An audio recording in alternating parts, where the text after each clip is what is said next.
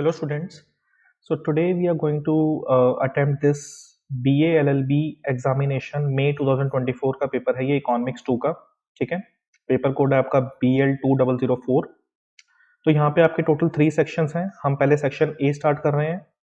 Okay, section A में you will have total 5 questions and all questions will be compulsory, ठीक है। All questions will be compulsory. These are 4 marks each and the answer limit should not exceed the 75 words.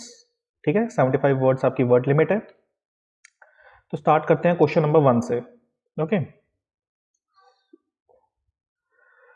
This is your question number 1, that is what do you mean by liberalisation of an economy. तो ये 4 marks का है, 75 words में आपको ये attempt करना है। तो बहुत ही सिंपल सा क्वेश्चन है। आपको ही पता है कि ये यूनिट 1 से है, ठीक है। यूनिट 1 जो है उसमें सेकंड टॉपिक जो था आपका वो था न्यू इकोनॉमिक पॉलिसी का, राइट। New economic policy. अब न्यू इकोनॉमिक पॉलिसी में लिबरलाइजेशन आता है, ठीक है। लिबरलाइजेशन का सिंपल सा मतलब क्या होता है कि जो भी गवर्नमेंट की एक्सेसिव रेस्ट्रिक्शंस हैं कि भाई लाइक अगर आपको न्यू इंडस्ट्री को सेटअप करनी है या फिर एग्जिस्टिंग इंडस्ट्री को एक्सपैंड करना है तो उसके लिए लाइसेंसिंग वगैरह की जो बहुत ज़्यादा रिक्वायरमेंट है उसे लिबरलाइज कर देना, उसे थोड़ा रिड्यूस कर देना, that is known as liberalisation, ठीक है। एक बार इसका हम आंसर रीड करते हैं। तो ये यहाँ पर इसका आंसर हम देख सकते हैं। Liberalisation of an economy means reducing the government restrictions. देखिए जैसा मैंने कहा था, reducing the government restrictions and controls on trade, industries and market. तो यहाँ पे हम गवर्नमेंट रेस्ट्रिक्शंस को रिड्यूस करने की बात कर रहे हैं। It promotes free flow of goods, services and investment by encouraging the competition and reducing tariff, taxes and regulation, ठीक है। टैरिफ जनरली होता है टैक्स ऑन इंपोर्ट्स, अगर सिंपल भाषा में मैं कहूँ it is a tax on imports. Okay, the aim is to make the economy more open, efficient and globally integrated, allowing businesses to grow with fewer barriers, ठीक है।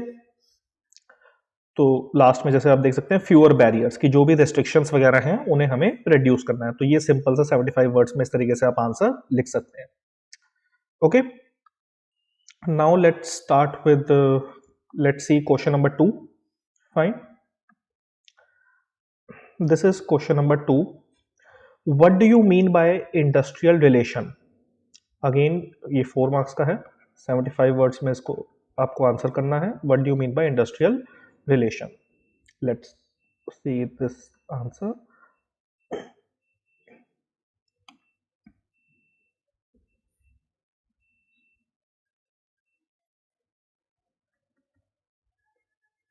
तो ये है आपका answer number 2। Okay,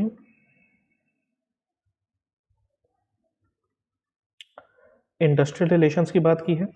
what do you mean by industrial relations. Industrial relations refer to the relationship. किसके बीच का relationship होता है। अगर आपने मेरी वीडियो देखी हो इंडस्ट्रियल रिलेशंस की तो उसमें हमने बात की थी कि रिलेशन होता है किसका, between the employers and the workers. Workers means employees in a work place, focusing how they interact, communicate and resolve their conflict. तो सबसे पहली चीज इंडस्ट्रियल रिलेशन, किसके रिलेशन की बात हो रही है, एम्प्लॉयर और एम्प्लॉय के बीच में। कैसे वो इंटरेक्ट करते हैं, कैसे वो कम्युनिकेट करते हैं, कैसे वो अपनी कॉन्फ्लिक्ट्स को रिजॉल्व करते हैं। It include policies, practices, and agreement to ensure smooth functioning, fair treatment, and mutual understanding. Industrial relations aim to maintain harmony, boost मतलब increase the productivity, and protect the right and interest of both workers and employers. It also involves trade unions, labor laws, and management practices to address workplace issues effectively. तो इस तरीके से आप 75 words का यहाँ पे answer लिख सकते हैं, ठीक है। नेक्स्ट क्वेश्चन देखें। नेक्स्ट क्वेश्चन आपका है question number 3, right 4 names of Indian multinational corporations. तो आई होप अगर आप न्यूज़पेपर रीड करते हैं या वैसे भी अगर आपकी नॉलेज अच्छी है तो आप ये 4 एमएनसीज के नाम आप यहाँ पे ले सकते हैं। पर्टिकुलरली इंडियन एमएनसीज की वो बात कर रहा है यहाँ पर। देखते हैं अगला आंसर। तो ये यहाँ पर हम देख सकते हैं, दिस इज आंसर नंबर 3। तो first one is Tata group, known for its companies like Tata Motors, Tata Steel, and TCS, Tata Consultancy Services. Infosys, a leading IT services and consulting company. Then Wipro है, famous for IT solutions and consulting globally. ठीक है, 4 कही थी उसने, तो 4th है आपकी Mahindra and Mahindra, recognised for automobiles and tractors worldwide. ठीक है, नेक्स्ट क्वेश्चन देखते हैं, question number 4. What are the common characteristics of Indian foreign trade policy. तो इंडियन फॉरेन ट्रेड पॉलिसी के कॉमन कैरेक्टरिस्टिक्स पूछ रहे हैं. देखिए, ये क्वेश्चन 20 मार्क्स में भी आ सकता है और जिसने 20 मार्क्स के हिसाब से तैयार कर रखा है उसके लिए वो 4 मार्क्स में भी अटेम्प्ट कर सकता है. तो वो सिंपल से बेसिक से फीचर्स पूछ रहे हैं आपसे इंडियन फॉरेन ट्रेड पॉलिसी के, राइट. इसका हम आंसर एक बार रीड कर लेते हैं.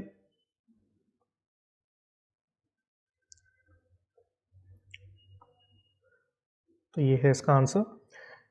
Indian foreign trade policy aims to promote exports. Definitely foreign trade policy है तो मेन चीज तो ये आएगा दैट बेसिकली एक्सपोर्ट्स इंक्रीज करने की बात कर रहा है. Reducing the trade deficit. मैंने आपको जो फॉरेन ट्रेड पॉलिसी हमने वीडियो की थी उसमें ट्रेड डेफिसिट बताया था. ट्रेड डेफिसिट क्या होता है, जब आपके जो इंपोर्ट्स होते हैं अगर वो एक्सपोर्ट से ज्यादा हैं तो उसे हम कहेंगे ट्रेड डेफिसिट. तो ये रिड्यूस कैसे होगा, by increasing the exports and boost the economic growth. Economic growth का मतलब होता है GDP. It focuses on simplifying procedures, offering incentive for exporters and enhancing global market access for Indian products. तो basically जो भी procedure वगैरह हैं उन्हें सिंप्लीफाई करो, एक्सपोर्टर्स को इंसेंटिव दो कि वो और ज़्यादा एक्सपोर्ट करें और इंडियन प्रोडक्ट्स के लिए मार्केट एक्सेस मतलब इंडियन प्रोडक्ट्स को और प्रमोट करो. The policy encourages diversification of export destinations, support technology upgrades and emphasizes self-reliance. Self-reliance मतलब आत्मनिर्भर Bharat. Special economic zones, SEZs, and export promotion schemes are the key tools. Sustainability and alignment with global trade standards are also integral to its framework. तो इस तरीके से 4 marks का answer आप लिख सकते हो. नेक्स्ट क्वेश्चन एक बार देखते हैं, question number 5. What are the differences between the trust and cooperative society. ठीक है, तो ये आपका एक यूनिट था इकोनॉमिक इंस्टीट्यूशंस इन इंडिया जिसमें काफ़ी सारे इकोनॉमिक इंस्टीट्यूशंस की हमने बात की थी. Sole proprietorship, partnership, trust, cooperative society, multinational corporation. तो पर्टिकुलरली वो आपसे ट्रस्ट और कोऑपरेटिव सोसाइटी का डिफरेंस पूछ रहे हैं यहाँ पर. तो देखते हैं यहाँ पर. अब जरूरी नहीं है वो हर बार ट्रस्ट और कोऑपरेटिव सोसाइटी पूछेगा, हो सकता है वो अगली बार आपसे पूछे right the differences between soul proprietorship and partnership. तो इस तरीके से भी वो क्वेश्चन दे सकता है. ठीक है, पहले बात कर लेते हैं ट्रस्ट की. A trust is a legal agreement. ये एक लीगल एग्रीमेंट होता है, sorry it is a legal arrangement where a trustee manages assets for the beneficiaries. Trustee जो है वो एसेट मैनेज करता है बेनिफिशियरी के लिए. Often focused on charity, education और religious purposes. It operates under the Indian Trust Act 1882. ठीक है, इसको ध्यान रखिएगा. It operate under the Indian Trust Act 1882. और ये सब ध्यान रखना, चैरिटी, एजुकेशन या फिर रिलीजियस पर्पसेस के लिए. कोऑपरेटिव सोसाइटी क्या होता है, देखो उसके नाम से समझ में आ रहा है, कॉपरेट करना. तो ये मेंबर ड्रिवन ऑर्गेनाइजेशन है जो फॉर्म होती है for the mutual benefit, like helping farmers और promoting the small business. It works under the cooperative society act and follows the democratic decision making. की डिफरेंस क्या है, ट्रस्ट की अगर हम बात करें, trust focus on managing the assets for others. तो यहाँ पे एसेट कौन मैनेज कर रहा था, ट्रस्टी मैनेज कर रहा था, राइट. ट्रस्टी मैनेज कर रहा था और किसके लिए कर रहा था, फॉर द बेनिफिशियरी के लिए. फाइन. जबकि अगर हम बात करें कोऑपरेटिव सोसाइटी क्या है, focus on collective welfare of the members. की जितने भी मेंबर्स हैं कोऑपरेटिव सोसाइटी के वो काम कर रहे हैं अपने ही कलेक्टिव वेलफेयर के लिए. ठीक है, म्यूचुअल बेनिफिट्स के लिए, कलेक्टिव वेलफेयर के लिए. तो इस तरीके से आप 4 मार्क्स में यहां पे आंसर लिख सकते हैं इसका. ओके, तो यहां पर आप देख सकते हैं सेक्शन ए जो है वो हमने यहां पे इसका कंप्लीट किया है. Question 1 2 3 4 5 all 5 questions will be compulsory. तो आपके पास कोई चॉइस नहीं है सेक्शन ए में. यहाँ पर सारे के सारे क्वेश्चन 4 मार्क्स में और 75 वर्ड्स, नॉट एक्सीडिंग 75 वर्ड्स. देखो अगर आप यहाँ पे वर्ड लिमिट एक्सीड करते हो, अब ऐसा तो है नहीं कि अगर 4 नंबर का क्वेश्चन है तो आपको 5 नंबर मिल जाएंगे. तो वर्ड लिमिट एक्सीड करके आप अपने 2 नुकसान यहाँ पे कर दोगे. एक तो आपको एक्स्ट्रा शीट नहीं मिलेगी पेपर में. ठीक है, 28 पेजेस की आई होप आपके पास शीट होगी, तो एक्स्ट्रा शीट आपको मिलेगी नहीं. सेकंड थिंग, यहाँ पे अगर आप ज़्यादा टाइम स्पेंड कर दोगे तो फिर आपके लिए सेक्शन बी और सी के लिए टाइम कम बचेगा, जहाँ पे आपको मतलब एक लेंथी आंसर आपको लिखना है. तो बात करते हैं आप सेक्शन बी की। सेक्शन बी आप देख सकते हैं, सेक्शन बी में टोटल 3 क्वेश्चंस होंगे आपके पास और आपको 2 क्वेश्चंस यहाँ पे अटेम्प्ट करने हैं और each question carry 10 marks and not exceeding 200 words. ठीक है, 10 मार्क्स का क्वेश्चन है, 200 वर्ड्स की वर्ड लिमिट है यहाँ पर। देखते हैं एक बार क्वेश्चन नंबर 6 की हम बात करते हैं। Question number 6, discuss the causes and remedial measures of sick industries in India. ठीक है, तो बहुत ही सिंपल सा क्वेश्चन है, कॉजेज और रेमेडियल मेजर्स पूछ रहा है सिक इंडस्ट्रीज इन इंडिया के। अगर आपने मेरी मतलब वीडियो भी देखी हो जो हमने इस टॉपिक के ऊपर बनाई थी इंडस्ट्रियल सिकनेस के ऊपर, तो आप इजीली इस क्वेश्चन को अटेम्प्ट कर सकते हैं। 10 मार्क्स का ये क्वेश्चन है और वर्ड लिमिट है 200 वर्ड्स। एक बार इसका आंसर देख लेते हैं हम। सो this is answer number 6। In India sick industries, तो पहले तो सिक इंडस्ट्रीज का थोड़ा सा बता देना कि सिक इंडस्ट्रीज कौन सी होती हैं। देखो मैं वैसे सिंपल बता देता हूँ और इवन लिखा भी है, ये वो इंडस्ट्रीज होती हैं जो इतना भी प्रॉफिट नहीं अर्न कर पा रही कि वो अपने basic day to day expenses को मीट कर सकें। अगर basic day to day expenses को मीट करने के लिए भी उन्हें लोन की रिक्वायरमेंट है तो फिर वो इंडस्ट्रीज कैसे सर्वाइव करेंगी मार्केट में। तो ऐसी इंडस्ट्रीज को हम बोलते हैं sick industries. So these are those that are unable to earn the profits, repay loans और फंक्शन एफिशिएंटली। अब मेन कॉजेस क्या होते हैं इस प्रॉब्लम के? सबसे पहला ऑब्वियसली पुअर मैनेजमेंट। अगर इनएफिशिएंट मैनेजमेंट है, लैक ऑफ स्किल्ड लीडरशिप है, पुअर डिसीजन मेकिंग है, then definitely it will contribute to the decline of industries. Main ये हेडिंग्स को ध्यान रखना हमेशा। एक्सप्लेनेशन तो आप बना लोगे, इतना मुझे आप पे विश्वास है। एक्सप्लेनेशन को रीड करना है, बार बार समझना है, मेन हेडिंग्स पे ध्यान देना है। तो हेडिंग क्या है? Poor management. सेकेंड है आपका financial mismanagement. Industries facing financial mismanagement such as excessive borrowing or misallocation of resources struggle to stay afloat. Next one, technological obsolescence, मतलब आप आउटडेटेड अगर टेक्नोलॉजी यूज कर रहे हैं तो भी आप मतलब लॉस में रहेंगे। Industries that fail to upgrade their technology fall behind in competitiveness. अगर आपको एक कॉम्पिटिटिव एनवायरनमेंट में सर्वाइव करना है तो आपको टेक्नोलॉजी को अपग्रेड करना होगा। Next one, market fluctuations, changes in demand, competition or global economic condition can lead to financial losses. अब डिमांड आपको देखना होगा, मार्केट में डिमांड किस चीज की है, ठीक है, इकोनॉमिक कंडीशन देखनी होगी, उसके हिसाब से आप काम करेंगे तो ठीक है। अगर उसके हिसाब से आप काम नहीं कर रहे, that can lead to financial losses. Labour issues, मतलब पुअर लेबर रिलेशन है, स्ट्राइक्स हो रही हैं, high absenteeism can disturb the production. Next, government policies, ineffective policies और excessive regulations can hinder. Hinder का मतलब क्या होता है? ऑब्स्ट्रक्ट, रुकावट। Can hinder the growth of industries. Remedial measures यहां पे क्या है? पहला है restructuring. Financial and organisational restructuring helps to improve the efficiency and profitability. Next, technological upgradation. अब हमने कॉस्ट में यही पढ़ा था कि अगर आप आउटडेटेड टेक्नोलॉजी यूज करोगे definitely you will be in loss. तो लेकिन अगर आप टेक्नोलॉजी को अपग्रेड कर दोगे तो ये क्या बन जाएगा? ये रेमेडी बन जाएगा, ठीक है ना, ये रेमेडी हो गया। Adopting the modern technology to increase the productivity and reduce the cost. Financial support, government और बैंक जो हैं should provide financial assistance to the troubled industries. Government और बैंक को फाइनेंशियल असिस्टेंस प्रोवाइड करनी चाहिए उन सिक इंडस्ट्रीज को। Labor reforms, improving the labor relation and offering training programs can resolve the workforce issues। तो आप एक चीज नोटिस कर रहे हो, अगर किसी ने कॉज लिख दिया ना तो रेमेडीज बनाना आसान है। रेमेडीज बनाने में कुछ भी नहीं है। देखो हमने टेक्नोलॉजी की बात यहाँ पे की थी कॉजेज में, इसी की तुमने रेमेडी बना दी, भाई टेक्नोलॉजी को अपग्रेड कर दो। हमने लेबर इश्यूज की बात की थी, यहीं पे तुमने लिख दिया कि लेबर रिफॉर्म्स लेके आओ, उससे क्या कहते हैं लेबर के रिलेशंस अच्छे हो जाएंगे। फिर हमने गवर्नमेंट पॉलिसीज की बात की थी, यहाँ पर आपने रेमेडी में लिख दिया कि भाई गवर्नमेंट को फाइनेंशियल असिस्टेंस प्रोवाइड करनी चाहिए इन सिक इंडस्ट्रीज को, राइट। गवर्नमेंट पॉलिसी रिफॉर्म्स देखो, relaxing the regulation and providing incentive for industry growth, कि जो भी एक्सेसिव रेगुलेशन, जो एक्सेसिव लाइसेंसिंग रिक्वायरमेंट है गवर्नमेंट ने लगा रखी है, उन रेगुलेशंस को थोड़ा रिलैक्स करो, लिबरलाइज कर दो और इंसेंटिव दो इंडस्ट्री को। Addressing these factors can help revive the sick industries and contribute to economic development. तो एक सिंपल सा क्वेश्चन था, आपसे 200 वर्ड्स में से पूछा था। वर्ड लिमिट हम अपने जब घर पे एक बार मतलब एक शीट पर देख लेना कि कितनी आपको लेंथ रखनी है आंसर की, ठीक है। 200 words, not exceeding 200 words. Next question number 7th, right a short note on land reforms in India. Okay, तो लैंड रिफॉर्म्स की बात कर रहे हैं यहां पर, एक बार देख लेते हैं।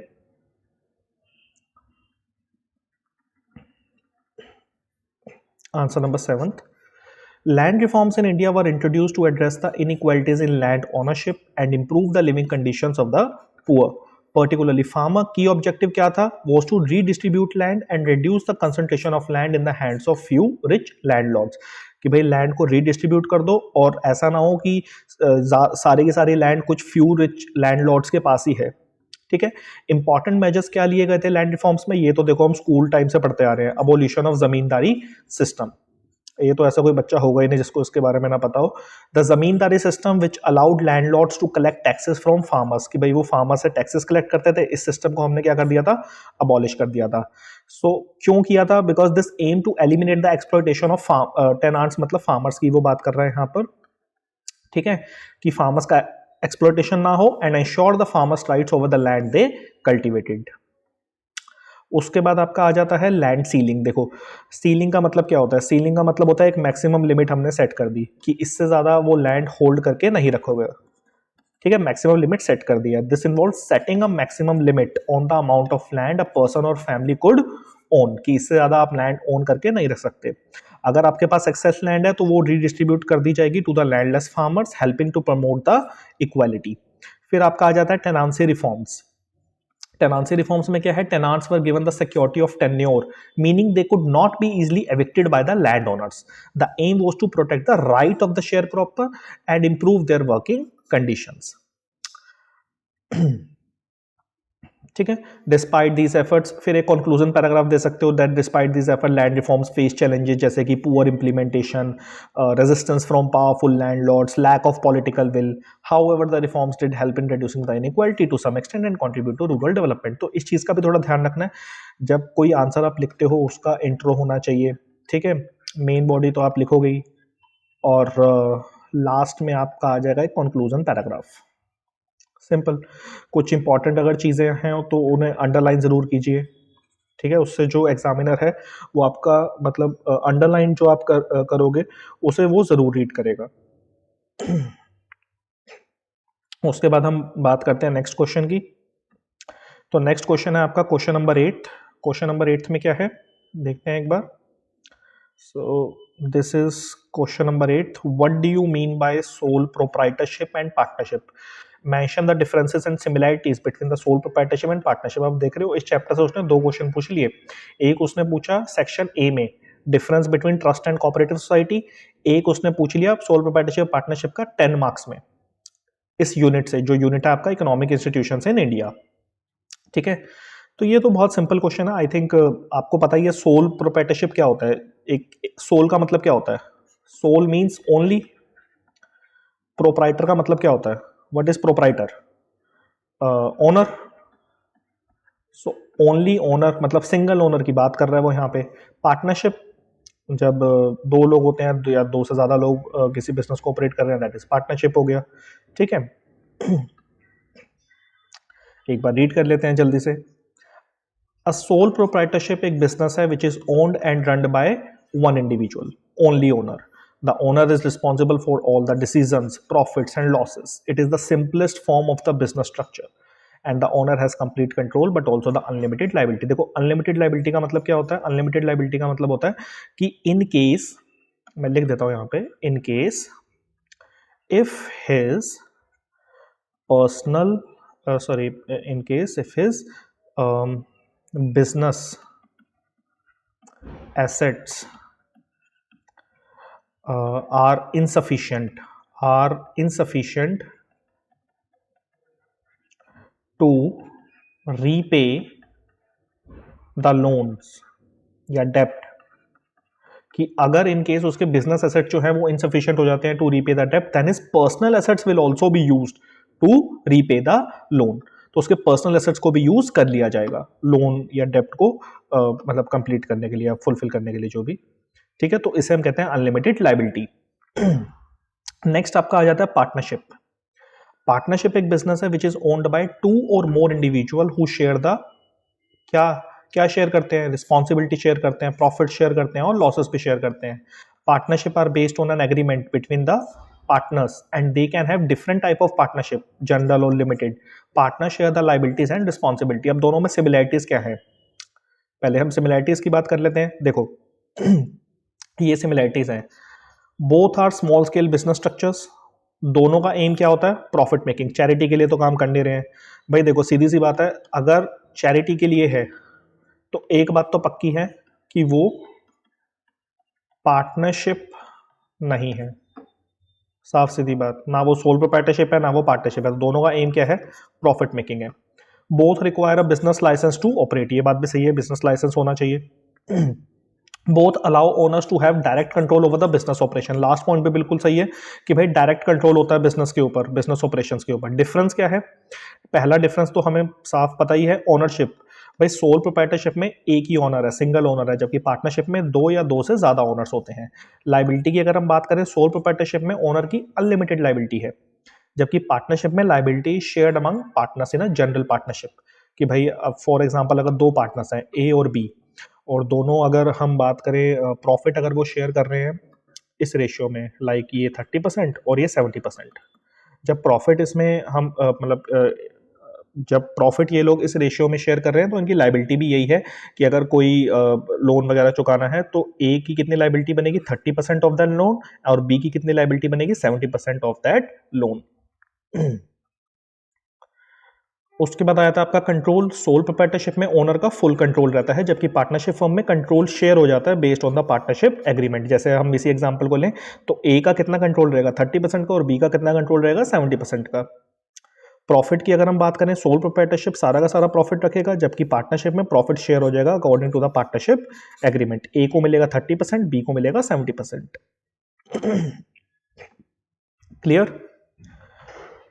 तो यहां पर अगर हम लोग देखें, ये है आपका ये हमने किया सेक्शन बी। सेक्शन बी में टोटल 3 क्वेश्चंस थे। आपको इन 3 में से कोई 2 क्वेश्चन अटेम्प्ट करने हैं, ठीक है? You will have to attempt 2 questions out of these 3 questions in section B, and each question will carry 10 marks, ठीक है? 200 वर्ड्स की वर्ड लिमिट रहेगी, 200 वर्ड्स। ओके, चलिए अब हम आ जाते हैं सेक्शन सी की तरफ, ठीक है? Let's start with section C. You will have to attempt 3 questions out of the 5 question. तो यहाँ पर सेक्शन सी में टोटल 5 क्वेश्चंस होंगे, 5 में से आपको 3 अटेम्प्ट करने हैं, मतलब 2 की चॉइस है यहाँ पर, और 20 मार्क्स का एक क्वेश्चन है। एंड वर्ड लिमिट ने लिखी, सीधा लिखा answer is required in detail. Let's start. Question number 9 से आपका ये सेक्शन सी शुरू हो जाता है। Critically discuss the new economic policy of India.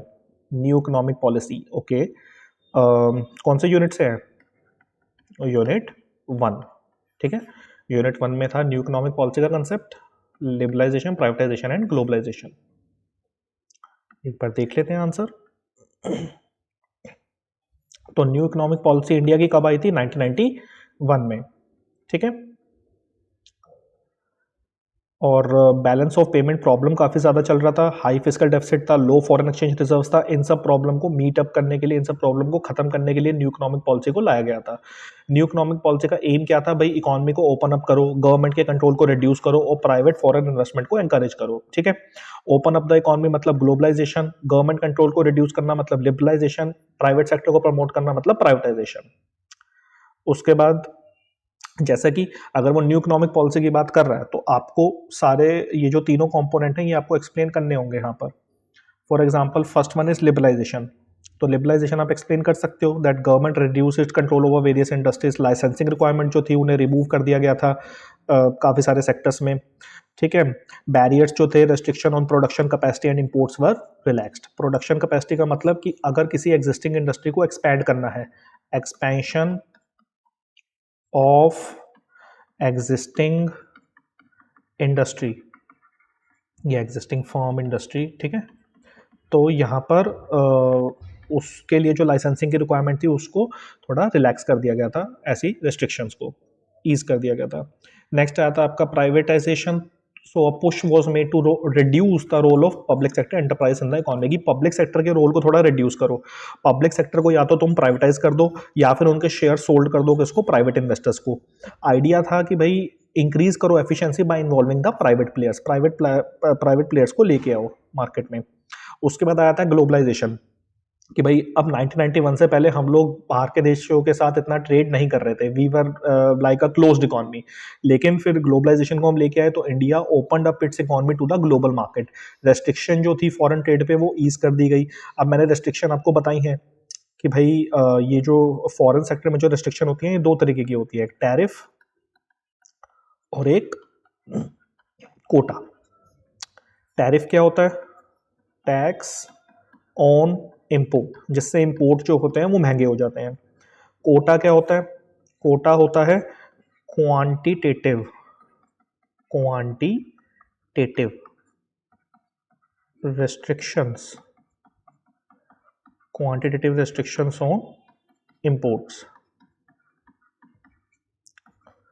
ठीक है, तो क्वांटिटेटिव रिस्ट्रिक्शन ऑन इंपोर्ट्स जो होता है वो कोटा होता है, कि भाई एक क्वांटिटेटिव रिस्ट्रिक्शन लगा दी कि इससे ज़्यादा आप इंपोर्ट नहीं करा सकते। ठीक है, वो एक रिस्ट्रिक्शन लग गई यहाँ पर। तो ऐसी जो रिस्ट्रिक्शंस थी इनको थोड़ा लोअर कर दिया गया था। And foreign direct investment was encouraged in multiple sectors. तो ये तीन आपने पार्ट एक्सप्लेन कर दिए, लिबरलाइजेशन, प्राइवेटाइजेशन एंड ग्लोबलाइजेशन। अब लेकिन 20 मार्क्स में है तो सिर्फ हम इतना नहीं लिख सकते, हमें और भी लिखना होगा। इकोनॉमिक स्टेबलाइजेशन जैसे एक पॉइंट है, the government aim to stabilise the economy by reducing the fiscal deficit and controlling the inflation. Inflation क्या होता है? इन्फ्लेशन का सीधा सा मतलब होता है rise in general price level of an economy. The focus shifted to market driven growth rather than state led growth. State का मतलब हो गया यहाँ पे गवर्नमेंट। ठीक है, अब पॉजिटिव इंपैक्ट क्या थे न्यू इकोनॉमिक पॉलिसी के? Higher economic growth. Economic growth का मतलब क्या होता है? GDP. So the new economic policy led to significant rise in GDP growth rate. India moved from being a low growth economy, often referred to as Hindu rate of growth, to achieving growth rate above 6 to 7% in the subsequent decades. फिर आ जाता है आपका increased foreign investment. The policy attracted the FDI and FII, foreign institutional investment, which boosted the country's foreign exchange reserves. Foreign exchange reserves का मतलब US dollars की बात कर रहे हैं। US डॉलर्स जनरली वैसे और भी कंपोनेंट्स होते हैं बट सिंपल टर्म्स में अभी मैं कहूँ तो US dollars. And strengthened its international trade position. फिर आया था expansion of the private sector. Privatisation allowed the private businesses to flourish. New industries emerged, create jobs and contribute to economic progress. Technological advancements आ जाता है फिर। Exposure to global market led to the adoption of advance technologies in various sectors like, एक सेकेंड, हाँ, technological advancements पे आ जाते हैं हम। Exposure to global market like adoption of advance technology in various sectors like information technology, telecommunication and manufacturing, making India global hub for IT services. Consumer choices. So liberalization brought a variety of goods and services into the Indian market. Consumer gained access to better quality product and wide range of option. तो इस तरीके से कुछ आपको मतलब, अब मैं आपको मेनली, ठीक है, आंसर तो आप रीड कर लोगे यहाँ से, लेकिन मेनली ये देखो कि आंसर लिखना कैसे है, कैसे अपने आंसर को एक्सपैंड करना है, ये तुम्हें पता होना चाहिए। ठीक है, अब ये नहीं 20 मार्क्स में बस आपने एलपीजी एक्सप्लेन किया और हो गया, नहीं, उसके पॉजिटिव इंपैक्ट बताओ, उसके नेगेटिव इंपैक्ट बताओ। ठीक है, अब जैसे यहाँ पे हो गया criticism and challenges of the new economic policy. तो फर्स्ट क्या है आपका? Rising inequality. ये जो बेनिफिट्स थे इकोनॉमिक रिफॉर्म्स के ये इवनली डिस्ट्रीब्यूटेड नहीं थे। While cities and industrial areas grew rapidly, but rural areas and small farmers were left behind, increasing the gap between the rich and poor। कि भाई cities और इंडस्ट्रियल एरियाज तो rapidly ग्रू हो रहे थे, लेकिन रूरल एरियाज और स्मॉल फार्मर्स नहीं, उनको इतना डेवलपमेंट मिल पाया वहां पर, जिसकी वजह से गैप इंक्रीज हुआ between the rich and poor. Jobless growth. Jobless growth का मतलब, भाई देखो हमने ये कह दिया कि ग्रोथ का मतलब इकोनॉमिक ग्रोथ हुई, जीडीपी बढ़ गया, no doubt, but what about employment? What about employment? Employment तो नहीं बढ़ा ना। Although GDP grew, employment generation did not match the pace. Many sectors adopted the technology intensive processes which reduce the demand for labour. अब काफ़ी सारे sectors ने technology intensive process को use कर लिया, मतलब कैपिटल इंटेंसिव टेक्नोलॉजी को use किया, मशीनरी का यूज़ करना शुरू कर दिया, कैपिटल इंटेंसिव टेक्निक। ठीक है, दो तरीके की टेक्निक होती है ना, कि एक लेबर इंटेंसिव और एक कैपिटल इंटेंसिव। तो कैपिटल इंटेंसिव मशीनरी का यूज़ कर रहे हो, so definitely it will reduce the demand for labour, labour की डिमांड नहीं है, एम्प्लॉयमेंट यहाँ पे डिक्रीज हो गया। Dependence on foreign capital, critics argue that excessive reliance on foreign investment can make the economy vulnerable to global market fluctuation. For example, any reduction in FDI inflow और global financial crisis can affect the India's economic stability. अब हम इतना ज़्यादा foreigners या foreign investment के ऊपर depend कर रहे थे कि अगर रिडक्शन हो जाता है एफडीआई इनफ्लो में तो उससे इंडिया की इकोनॉमिक स्टेबिलिटी अफेक्ट हो जाएगी। नेग्लेक्ट ऑफ एग्रीकल्चर, इंडस्ट्रियल और सर्विस सेक्टर पे हमने फोकस किया तो ठीक है, वो तो फ्लरिश हो गए, but what about the agriculture sector? They did not see equivalent policy focus और investment. So farmers face challenges like fluctuating crop prices, lack of infrastructure support. फिर एनवायरमेंटल कंसर्न लिख सकते हो। ठीक है, ये जो रैपिड इंडस्ट्रियलाइजेशन या अर्बनाइजेशन हुआ, इससे एनवायरमेंटल डिग्रेडेशन हो रहा है, डिफॉरेस्टेशन हो रहा है, पोल्यूशन इंक्रीज हो रहा है, which raises the increase about sustainable development. Then loss of public sector significance. Privatization reduced the role of public sector undertakings, which were often seen as a source of stable employment and a tool for equitable development. Many believe this shift weakened the government control in critical sectors. तो privatization तो आ रहा है, लेकिन उससे government का control जो है वो reduce हो रहा है। Seventh, cultural and social impact. Globalization led to the influence of Western culture on Indian society. Critics argue that this has diluted the traditional values and created a consumer-driven mindset.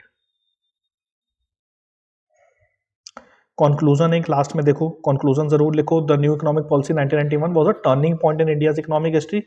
It successfully pulled the country out of economic crisis and placed it on the growth path of rapid growth. However, it also came with challenges like inequality, environmental concerns and neglect of certain sectors like agriculture.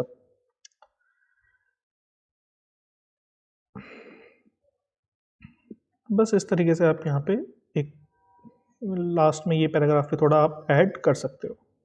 ठीक है, जैसे देखो क्या लिखा है यहाँ पे, that India needs to address the challenges by focusing on inclusive growth, investing in rural development, supporting the small scale industries and ensuring the environmental sustainability. By balancing the growth with equity and sustainability, the country can maximize the benefits of economic reform. This policy highlights the trade-off between the economic efficiency and social equity, reminding us of the importance of considering long-term impact in social making. देखो ये जो paragraph है ना, ये economics का एक बहुत ही अच्छा कंसेप्ट है। ट्रेड ऑफ की बात कर रहा है यहाँ पे। ट्रेड ऑफ किसका? Between the efficiency and equity. कि अगर तो आप एफिशिएंसी अचीव कर रहे हो, ठीक है, कि बेसिकली ये एक है, तो ये टोटल जीडीपी हो गया आपका।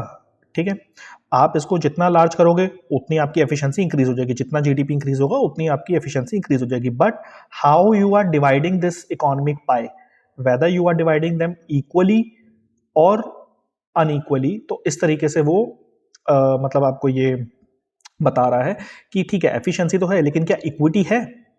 तो इस तरीके से ये वो ट्रेड ऑफ की बात कर रहा है between the efficiency and equity. Okay, next आपका एक क्वेश्चन आ जाता है, discuss the importance of agriculture in Indian economy. Is Indian agriculture backward? If so suggest the remedial measures of its improvement. Okay,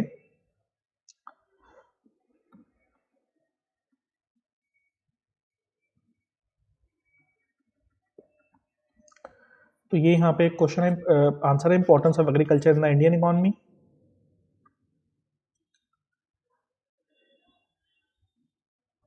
क्या है first point? Contribution to GDP, economic growth.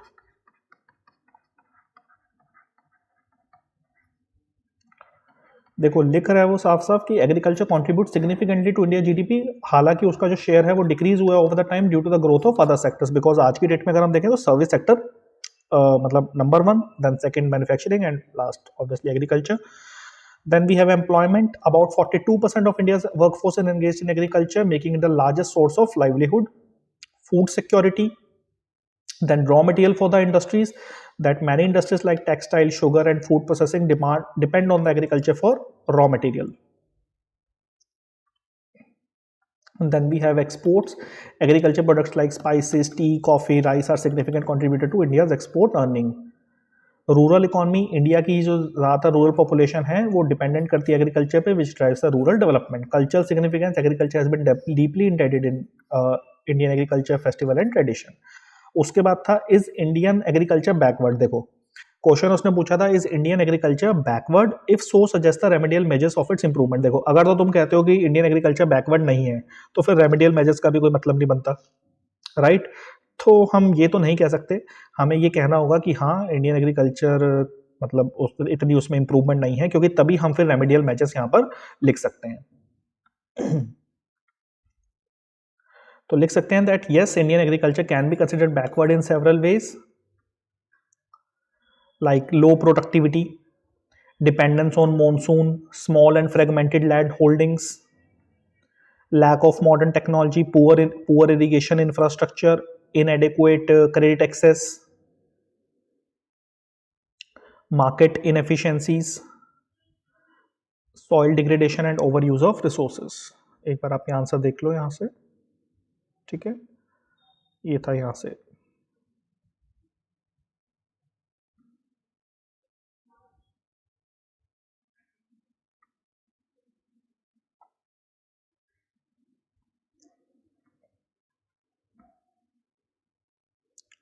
उसके बाद है रेमेडियल मेजर्स फॉर इम्प्रूवमेंट. तो modernisation of farming practices, improved irrigation facilities, land reforms.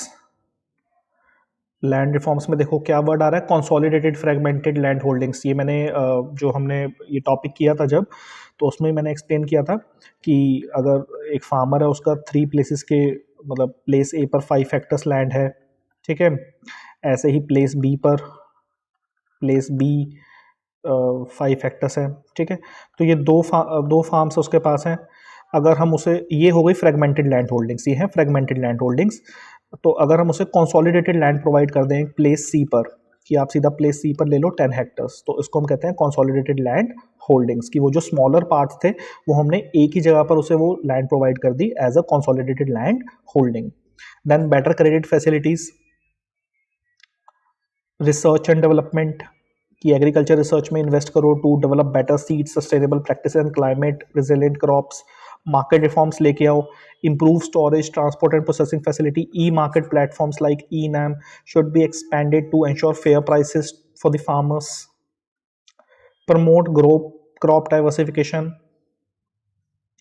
Encourage farmer to diversify into horticulture, floriculture and organic farming to reduce risk and increase income. कि एक ही तरह की crop मत grow करो, अलग अलग different crops grow करो. देखो डाइवर्सिफिकेशन का मतलब मैंने पहले भी समझाया है कि लाइक शेयर मार्केट में भी हमें डाइवर्सिफाई करना चाहिए, कि ये नहीं एक ही शेयर में सारा पैसा लगा दिया, अलग अलग शेयर्स में लगाओ, ताकि अगर एक शेयर में पैसा डूब भी जाए तो बाकी शेयर्स में जो पैसा है वो अफेक्ट नहीं होगा. ऐसे ही यहाँ पर है कि एक ही तरीके की क्रॉप मत ग्रो करो, डिफरेंट मतलब क्रॉप्स जो हैं उन्हें डाइवर्सिफाई कर दो, डिफरेंट क्रॉप्स ग्रो करो. तो जैसे कि वो कह रहे हैं फार्मर्स को एनकरेज करो to diversify into horticulture, floriculture and organic farming.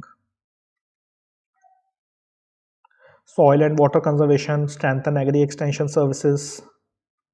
Government support में जैसे लिख सकते हो strengthen programmes like PM Kisan, PMFBY, crop insurance and MNREGA, Mahatma Gandhi national rural employment guarantee act to provide financial and social security to farmers. ठीक है. फिर आपका आ जाता है क्वेश्चन नंबर 11. क्या है जी question number 11? Critically discuss the new industrial policy of India. New industrial policy of India. Okay, देख लेते हैं एक बार इसको. ये रहा आंसर नंबर 11. ठीक है. New industrial policy of India कब आई थी? 1991 में आई थी. ठीक है.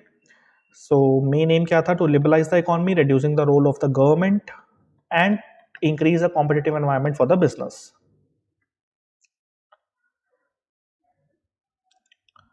तो 1991 से पहले हम एक प्रोटेक्शनिस्ट मॉडल फॉलो कर रहे थे, जहाँ पे गवर्नमेंट का बहुत ज़्यादा इंटरवेंशन था, इंडस्ट्रियल लाइसेंसिंग थी, इंपोर्ट रेस्ट्रिक्शन थे, पब्लिक सेक्टर का डोमिनेंस था. ठीक है. जिसकी वजह से बीओपी क्राइसिस था, इनएफिशिएंसी थी. न्यू इंडस्ट्रियल पॉलिसी के क्या फीचर्स थे? डी लाइसेंसिंग सबसे पहले, भाई जो एक्सेसिव लाइसेंसिंग रिक्वायरमेंट है ना इंडस्ट्रीज को सेटअप करने की या फिर इंडस्ट्रीज को एक्सपैंड करेगी, उसको डी लाइसेंस करो। The policy abolish the industrial licensing for most of the industries except for a few like defence, hazardous chemical and environmental concern, की अगर कोई डिफेंस से रिलेटेड है या हजार्डस केमिकल्स है या एनवायरमेंटल कंसर्न से इंडस्ट्रीज है, ऐसे इंडस्ट्रीज के लिए लाइसेंस की रिक्वायरमेंट रहेगी, लेकिन बाकी ज़्यादातर इंडस्ट्रीज के लिए डी लाइसेंस कर दिया था कि लाइसेंस की रिक्वायरमेंट नहीं रहेगी। Foreign direct investment it allowed up to 51%, ये ध्यान रखना, it allowed up to 51% foreign equity in many industries, increasing the foreign investment and technological transfer. Then privatisation की बात कर रहे हैं कि पब्लिक सेक्टर अंडरटेकिंग्स का जो डोमिनेंस है उसको रिड्यूस करो by allowing the private player in the sectors earlier reserve for the public sector. Globalisation का मतलब आपको पता ही है, ये भी एक एक्ट है, आपको पता होना चाहिए, MRTP एक्ट। आई थिंक शायद मुझे एग्जैक्ट इसका ईयर ध्यान नहीं है, मे बी शायद 1969, आई एम नॉट श्योर, एक बार इसका ईयर देख लेना MRTP एक्ट का। और ये मुझे पता है कि MRTP एक्ट जो है इट वाज MRTP एक्ट जो था it was replaced by competition act 2002, ठीक है। तो ये क्या था, monopolies and restrictive trade practices act, restriction on large business houses were removed to encourage the competition. Then technology upgradation, import of technology was liberalized to modernize the Indian industries. Achievement of the policy, economic growth, GDP increase हुआ, FDI inflow, employment generation, ठीक है, employment generation, export competitiveness, reduction of bureaucratic hurdles, की जो जब आप licensing remove कर दिया regulatory burdens, encourage the entrepreneurship and innovation. Criticism क्या थे इस न्यू इंडस्ट्रियल पॉलिसी के, इनइक्वालिटी इंक्रीज हो गई, जैसे policy led to regional disparities, क्योंकि इंडस्ट्रियल ग्रोथ जो थी वो डेवलप्ड स्टेट्स में तो हुई, concentrated in developed states like Maharashtra, Tamil Nadu and Gujarat. Neglect of small scale industries by large industries flourished, लेकिन काफी सारी small scale industries they were struggle to compete with large scale and foreign players.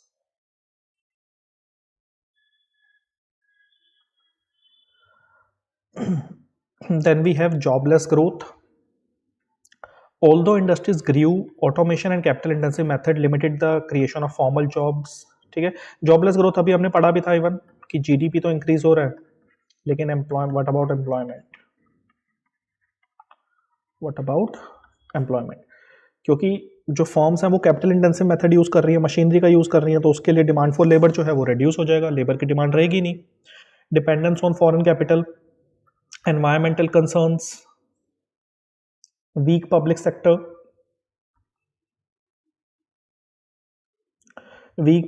में जैसे वो ये कह रहा है आपसे कि प्राइवेटाइजेशन ने एफिशिएंसी को इंक्रीज किया था, but neglect of certain public sector undertaking create concern in critical area, लेकिन डिफेंस और एनर्जी जैसे जो सेक्टर्स हैं उनमें गवर्नमेंट सेक्टर की ही जरूरत है। बस उसके बाद लास्ट में कंक्लूजन पैराग्राफ आ जाएगा। तो आप एक चीज ऑब्जर्व कर रहे हो, आंसर की प्रेजेंटेशन में देखो हमेशा कंक्लूजन पैराग्राफ जरूर आता है एक, तो इस चीज का ध्यान रखना एग्जाम में। नेक्स्ट आपका क्वेश्चन नंबर 12 क्या है, discuss the size, trends and patterns of Indian foreign trade since 1991।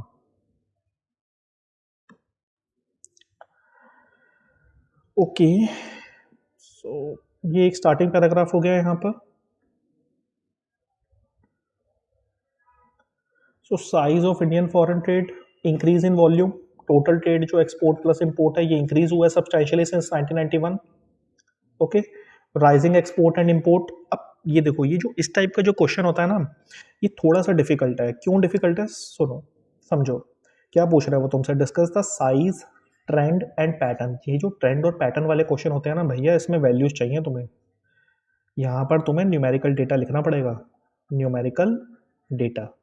तो मेरा ये सजेशन है कि 5 में से कोई 3 क्वेश्चन तुम्हें अटेम्प्ट करने हैं, अनलेस और अनटिल तुम डेटा को लेके श्योर हो, क्योंकि इस क्वेश्चन में खाली थ्योरी से काम नहीं चलेगा। अगर तुमको सिर्फ तुम थ्योरी लिख दो बात नहीं बनेगी, तुम्हें न्यूमेरिकल डेटा मेंशन करना पड़ेगा इसमें। तो अगर तुम्हें डेटा पता है तो ठीक, नहीं पता तो ऐसे क्वेश्चन को स्किप करो, मत करना इसको अटेम्प्ट, ठीक है। बाकी एक बार रीड कर लेते हैं हम लोग। अब जैसे यहाँ पे लिखा है that Indian exports grew from approximately US dollar 18 billion in 1991 to over US dollar 450 billion by 2023। Import भी इंक्रीज हुए हैं reaching over US dollar 710 billion during the same period. Foreign exchange reserves which जो बहुत ज़्यादा कम थे 1991 में, around इतने थे, so they have grown significantly to over US dollar 600 billion in the recent years। Trends क्या हैं इंडियन फॉरेन ट्रेड में? Diversification of trade partners. 1991 में इंडिया जो था वो प्राइमरी ट्रेड किससे कर रहा था? रशिया से, यूएसए से और फ्यू यूरोपियन कंट्रीज से। लेकिन लिबरलाइजेशन के बाद trade partners diversified to include east Asian countries, middle eastern countries and African countries. China emerged as one of the India's largest trading partners, while the US remains a significant export destination। Trade composition की अगर हम बात करें, initially dominated by primary good. Export में हम पहले तो सिर्फ एग्रीकल्चर प्रोडक्ट ही एक्सपोर्ट कर रहे थे, राइट, बट अभी जो है इंडियन एक्सपोर्ट शिफ्ट हुए to include high value products like engineering हो गए, फार्मास्यूटिकल्स हो गए, सॉफ्टवेयर, आईटी सर्विसेज। इंपोर्ट की अगर हम बात करें, import have largely been driven by crude oil, electronic good, machinery and precious stones. Trade deficit की अगर हम बात करें, India consistently run a trade deficit. Trade deficit का मतलब क्या है? Imports exceeding exports. मैं बार बार बता रहा हूँ, ट्रेड डेफिसिट क्या होता है? जब आपके इंपोर्ट जो है वो एक्सपोर्ट से ज़्यादा होते हैं। So largely due to the high import of crude oil and gold. ठीक है। Effort to reduce the trade deficit include promoting export and encouraging the domestic production through initiative like make in India. 2014 में आया था। Then regional and global trade agreement. अगर कोई information मैं गलत लिख दूं तो माफ़ी चाहूँगा। Regional and global trade agreement. India became a member of WTO in 1995, which helped its global market and align its trade policies with international standards. India has signed various regional and bilateral trade agreements, such as those with Asian countries, Japan, and South Korea, to enhance the trade. Pattern क्या है Indian foreign trade में?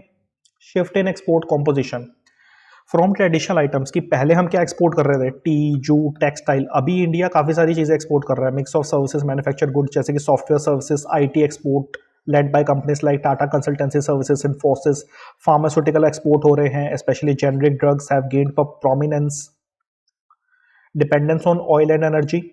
India का जो large portion of India's import bill is dominated by crude oil and natural gas, making it vulnerable to fluctuation in global oil prices। हम जो हमारा maximum import bill है वो किसकी वजह से है? ये crude oil और natural gas की वजह से। Rise of service trade। ये तो हम बार बार रीड कर ही चुके हैं that India has become a global leader in IT and software services, with export in this sector contributing a major share to foreign exchange earnings. Role of small and medium enterprises, particularly in sectors like textile, gems, jewelry and handicrafts। Government initiatives, तो government initiative में क्या लिख सकते हो? Programmes like export import policy, EXIM policy भी बोलते हैं उसको, EXIM policy. Foreign trade policy schemes like merchandise exports from India scheme, service export from India scheme aim to boost export and reduce the import dependency। Challenges क्या हैं?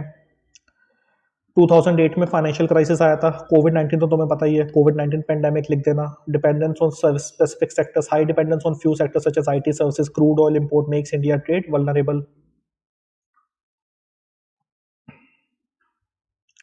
Trade imbalances with China, India faces a large trade deficit with China, importing electronic and machinery while exporting raw material। कि हमारे China के case में देखें तो भैया हमारा इंपोर्ट बहुत ज़्यादा है एक्सपोर्ट के कंपैरिजन में। हम एक्सपोर्ट क्या कर रहे हैं ये भी तो देखो, हम एक्सपोर्ट कर रहे हैं रॉ मटेरियल, इंपोर्ट क्या कर रहे हैं? Electronic, machinery. फिर लास्ट में कंक्लूजन पैराग्राफ। ओके, तो लास्ट हम आ जाते हैं आंसर नंबर 13 पर। ये लास्ट क्वेश्चन है। क्या है जी लास्ट क्वेश्चन? देख लेते हैं एक बार। Examine the role of multinational corporation with special reference to India, what is the policy of government reducing the regarding the multinational corporation. तो एक चीज ऑब्जर्व करी, ये जो यूनिट था ना हमारा इकोनॉमिक इंस्टीट्यूशंस इन इंडिया का, आई थिंक शायद 4th यूनिट है, इकोनॉमिक इंस्टीट्यूशंस इन इंडिया। इस 4th यूनिट से कितने क्वेश्चन पूछ लिए इसने? सेक्शन ए में एक क्वेश्चन पूछ लिया, कहाँ गया? Difference between trust and cooperative society. फिर सेक्शन बी में एक क्वेश्चन पूछा था इसने, क्या था वो? सेक्शन बी में ये रहा, सोल प्रोप्राइटरशिप और पार्टनरशिप का। अब ये सेक्शन सी में भी इसने क्वेश्चन पूछ लिया, रोल ऑफ मल्टीनेशनल कॉरपोरेशन का, ठीक है। तो 20 मार्क्स में है ये। एक स्टार्टिंग पैराग्राफ हो गया आपका यहाँ पर। फिर रोल का मतलब क्या होता है, what do you mean by role? Importance,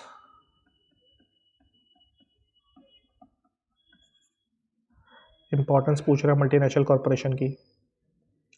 economic growth and investment, क्योंकि multinational corporation FDI foreign direct investment लेके आता है हमारे देश में। टेक्नोलॉजी ट्रांसफर, न्यू टेक्नोलॉजी आती है हमारे देश में।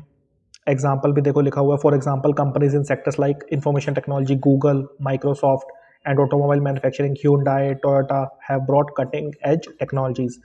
एम्प्लॉयमेंट जनरेट होता है जब वो यहाँ पे इंडस्ट्री सेटअप करेंगे, तो उससे क्या जनरेट होगा? एम्प्लॉयमेंट। जैसे कि companies like Amazon and Tata consultancy services employ thousand of Indians.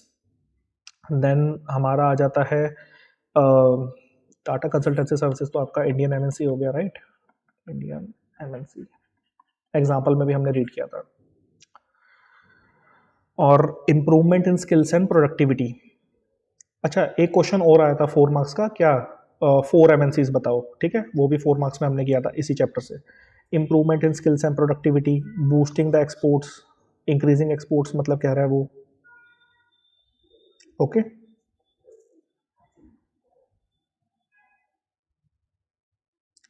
Contribution to the tax revenue. MNCs contribute significantly to the government revenue through taxes, duties, and other levies, helping fund development projects, promoting the global integration. Challenges क्या हैं? Profit repatriation. Repatriation होता है कि भाई significant portion जो है profits का made by MNC is sent back to their home country, reducing the net benefit to India. की जो सिग्निफिकेंट प्रोपोर्शन है प्रॉफिट का रिपेट्रिएशन का मतलब कि वो दोबारा से अपनी कंट्रीज में वो जो प्रॉफिट है they have sent that profit back to their home countries, तो उससे इंडिया को तो बेनिफिट कम मिलेगा, right? Impact on local businesses, उसकी हेडिंग से ही समझ में आ रहा है, क्या एक्सप्लेनेशन रीड करूं मैं? इम्पैक्ट ऑन लोकल बिजनेसेस कि भाई अगर एमएनसी यहाँ पर आ जाएगी तो कंपटीशन इंक्रीज हो जाएगा। अब कंपटीशन इंक्रीज हो जाएगा तो लोकल बिजनेसेस के लिए तो नेगेटिव इम्पैक्ट हो गया ना, उनका तो बिजनेस पे एक तरीके से नेगेटिव इम्पैक्ट हो गया। एक्सप्लॉयटेशन ऑफ रिसोर्सेज, कुछ एमएनसीज जो हैं वो एक्सप्लॉयट करते हैं हमारे नेचुरल और ह्यूमन रिसोर्सेज को, causing the environmental degradation and poor labour conditions. Cultural influence, influence of global brands and practices may erode the traditional Indian values and culture. Dependency on foreign technology. Government policies regarding the MNCs, तो जैसे सबसे पहला है FDI, foreign direct investment policy. Government allow FDI in most sectors under automatic route with varying limit depending on the sector. जैसे कि example के तौर पे 100% एफडीआई अलाउड है आईटी और टेलीकॉम में, जबकि अगर हम बात करें मल्टी ब्रांड रिटेल में तो उसकी लिमिट कितनी है? 51% की। 51 से ज़्यादा फॉरेन डायरेक्ट इन्वेस्टमेंट इस पर्टिकुलर सेक्टर में नहीं हो सकती। Recent reforms have eased the restriction to attract more foreign investment। फिर मेक इन इंडिया इनिशिएटिव है एक, ये encourage किया गया। It was basically launched to encourage the multinational corporation to set up their manufacturing units in India, boosting the local production, employment and exports। Tax incentives दे दिए गए उनको, that government offer tax incentive to attract the MNCs such as concessional tax rate for new manufacturing companies।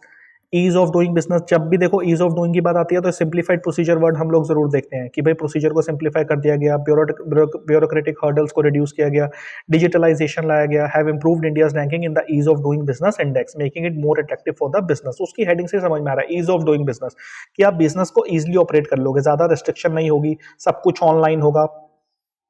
Corporate social responsibility, MNCs are required to spend 2% of their profits on corporate social responsibility activity benefiting the social sectors like education, healthcare and rural development। Environmental regulations, to prevent the exploitation, government enforces environmental and labor laws to ensure sustainable operation of MNCs। Protection of domestic industries, policies like tariff barriers and subsidies are implemented to protect domestic industries from unfair competition। तो सरकार tariff barrier लगा देती है, subsidy provide करती है जिससे कि हमारी डोमेस्टिक इंडस्ट्री जो इंडिया की जो इंडस्ट्रीज है उसको इस अनफेयर कंपटीशन से बचाया जा सके। फिर लास्ट में कंक्लूजन पैराग्राफ, तो ये कंक्लूजन पैराग्राफ आ जाएगा यहाँ पे, ठीक है। The focus on programmes like make in India and reforms in FDI policy highlight the commitment to make India a hub for global business while protecting the domestic interest. Main देखो जो मुद्दा था वो बस ये था कि एक बार मैं पेपर आपके साथ एक ये डिस्कस करना चाहता था। अब आपको थोड़ा बहुत पैटर्न यहाँ पे पता चल गया होगा कि क्या पैटर्न रहेगा आपके पेपर का। ठीक है, सीधी सी बात है, you will have total 3 section, section A, section B and section C. Section A total 5 questions, all are compulsory, कोई चॉइस नहीं है आपके पास, आपको अटेम्प्ट करना ही होगा। ठीक है, 4 मार्क्स के रहेंगे हर एक क्वेश्चन, 75 वर्ड्स की वर्ड लिमिट रहेगी। उसके बाद आ जाओ सेक्शन बी पर, टोटल 3 क्वेश्चंस हैं, बट आपको कितने अटेम्प्ट करने हैं? ओनली 2। ठीक है, और 10 मार्क्स के रहेंगे, वर्ड लिमिट कितनी रहेगी? 200 वर्ड्स। फिर आ जाओ सेक्शन सी पर, सेक्शन सी में कितने क्वेश्चंस होंगे? टोटल 5 क्वेश्चंस होंगे, आपको कितने अटेम्प्ट करने हैं? 3, 20 marks each, and answer should be in detail answer होना चाहिए आपका। ठीक है, तो जैसे कि मैं हर बार कहता हूँ दैट कोई भी आप एग्ज़ाम देने जाओ, इसके बाद भी जब कोई आगे फर्दर एंट्रेंस देने जाओगे या कुछ, PYQ सबसे ज़्यादा इंपॉर्टेंट होते हैं, प्रीवियस ईयर क्वेश्चन पेपर्स। वो आपको काफ़ी हद तक पैटर्न बता देते हैं, काफ़ी हद तक आपको इंपॉर्टेंट टॉपिक्स, इंपॉर्टेंट क्वेश्चन से वाकिफ़ करा देते हैं कि ये इंपॉर्टेंट टॉपिक है, ये इंपॉर्टेंट क्वेश्चन है, ये आपको करके जाने हैं। ठीक है, तो आगे फर्दर वीडियोस में हम बाकी पेपर्स भी डिस्कस करेंगे। आज के लिए इतना ही। Thank you.